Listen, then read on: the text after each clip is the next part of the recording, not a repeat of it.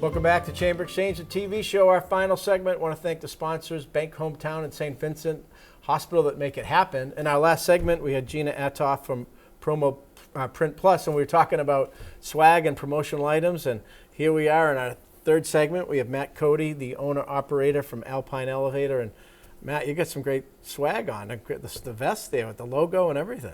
Yeah, we got these printed up on another local promotional place. We're all about keeping business local, dealing with local people. Yeah, so that's awesome, but almost on cue. It was good time. Good time. I'll have to thank Kate for the setting up the order. Well, we had a chance to chat recently at a chamber business after hours, our kind of holiday business after hours over at Greater Good, where people kind of come in and do some charitable work into a local organization, food bank, and kind of great social. And we're talking a little bit about your business, so this is a great opportunity to talk about it here with the public and hopefully get some business. So Alpine Elevator, tell us about Alpine Elevator. So Alpine's a very new venture for us.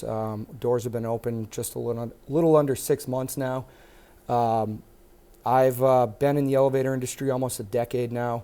A lifelong mechanic, always been working with my hands. I started off my career pretty much right out of high school. I worked at Gillette in South Boston as a mechanic, progressed through their programs there, and took a job more locally in Woodstock, Connecticut as a maintenance manager. And I kind of stumbled upon this elevator career. I was going to a gym with a guy, and we were just talking at a Christmas party, and so, oh, what do you do? Oh, I'm an elevator mechanic. That's even a thing? It never even crossed my mind. And I did some digging, and it's a union gig. We are a union signatory company. The union's called the IUEC, International Union of Elevator Constructors.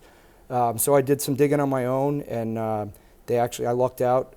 They had a recruitment going on just a few months after I learned about the business. Recruitment to kind of bring on businesses? To bring on apprentices. So this is a pretty formal apprenticeship. It's almost 5 years in the state of Massachusetts. You need 6,000 hours in the field, and you also need 3 years of schooling just to sit for a license. And I just want to hold you there for a second, Matt. Yeah. And just for our viewers who might not be familiar, for our building trades, there's, students might have an interest and go to a voc tech school, and they, choose a career path. There's a certain number of hours, but even after that, even if someone says, I want to have a career change or do something different at a certain point in their life, to become kind of a elevator operator to elevator mechanic, carpenter, plumber, electrician, there's thousands of hours of training that go into that, and that's usually done by the unions in those trades if you're going to go that route. And then there are non-union companies that also have kind of apprenticeship programs, and there's statutory requirements that they work with, but Absolutely. It's pretty rigorous. It is. So the union has a education program, and that's called NEEP, National Elevator Industry Education Program. Their headquarters are actually in Warwick, Rhode Island. They just built a beautiful facility. But each local, so Worcester has a local. It's basically 495 and everything west in Massachusetts. Also encompasses the southwest 2 counties in New Hampshire and all of Vermont. Pretty large geographical area. A lot of elevators. There is. There's also a lot inside that 495 east, corridor. But we actually have a new facility in West Springfield. So there's guys that go through apprenticeship. You take a 4-hour class, 1 night a week for 4 years. It ends up being almost 5 years before you finish your program. So in addition to the class, you're also working, right? So you're exactly class, the academic theory, but then you're doing the hands-on absolutely by someone's side. Correct. Yeah. So we work mostly in pairs. There is union stipulations to what you can do alone and what you can't, and a lot of that is just common sense and safety. As you'd imagine, it can be a very dangerous job, but we follow strict protocols. But to come back, so you're at the gym, you learn as you go down this route. The union is starting. Yeah, they're starting a recruitment. So you jump in. I jumped in, and I was very fortunate that the career I had building up allowed me to place very high on that recruitment list. And I was employed by the end of July of 2016 with an elevator company. They're no longer in business. They were purchased by one of the major companies. I worked for them for like 2 years, and then I transferred to another major company. And I worked in mostly new installations. And then about 3 years ago, I jumped into the service and repair side of the business. And it was very eye-opening for me. I saw the need for a more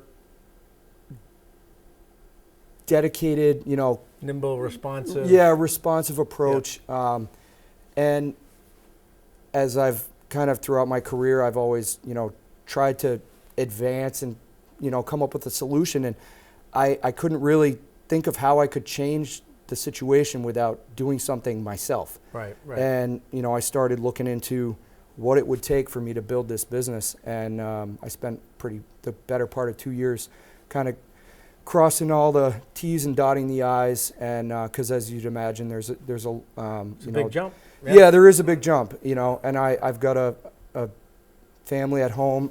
My wife is not very much for the TV screen, so she's over there. Hearing moral support, cheering yeah, us, cheering you on. Yeah. I couldn't do this without her, and she's a big part of the business as well.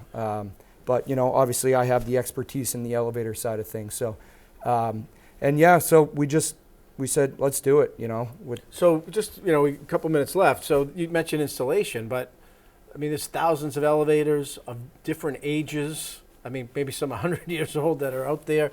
Others.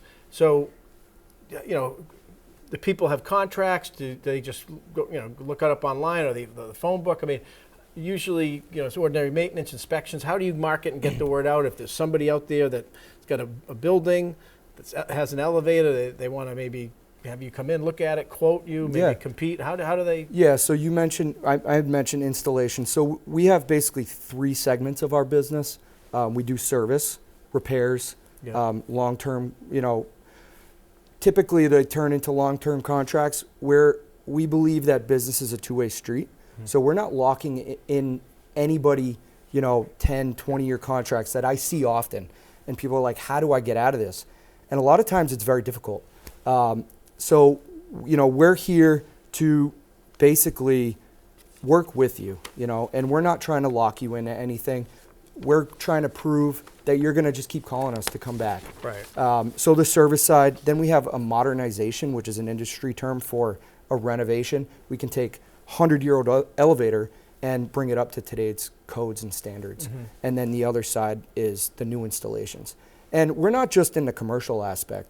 We are in residential as well. So I'm not sure what the demographic is that even views this show, but there is a Central and Western Mass. Yeah, so there is an aging population, and I get calls every day from people that, understand their fate.